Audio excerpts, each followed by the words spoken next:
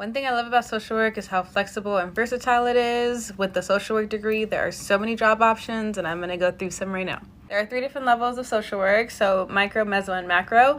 Micro, you're working with individuals. Meso, you're working with groups. And macro, you're working with a community or like a corporation. I grouped micro and meso jobs together because usually you kind of do both. And then macro, I have its own little section down here. Starting out with school social work, which is what I do. I work with students individually as well as in groups, working with families, teachers, administration, helping in any way that I can. Medical social work is another really popular one. A lot of psychosocial assessments, group works, discharge planning, being a case manager, and it's cool because you kind of get to choose which population typically that you want to work with.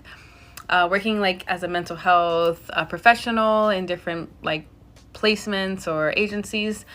Becoming like a foster care case manager, a PSR worker, or you can be the one to like train foster care parents to become a foster care parent. Becoming a substance abuse counselor or addictions case manager.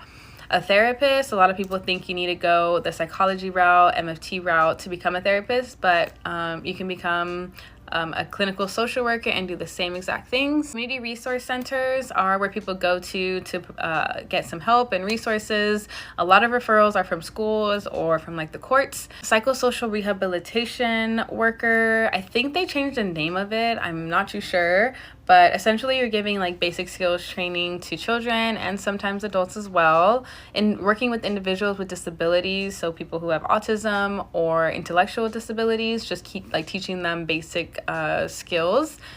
Working in nursing homes, and then also I don't have it listed, but like becoming a home health social worker. So this is where you would go to their homes and do assessments, figure out what they need. Social work professor, this is completely dependent on your degree. You usually need a doctorate, but I have heard of some who have a master's degree that are professors. Being in forensic social work, so working in criminal justice and in law. Working alongside police, so you'll like be with them for those mental health related phone calls. Working for DFS, CPS, we all know what that is. Working with veterans as like a therapist or case manager. Working as a probation or corrections officer, so you have your clientele that you have to check in on and you go to courts with them. And then working directly inside the prisons and jails as well. There's some non-traditional social work roles that I can probably do a video on.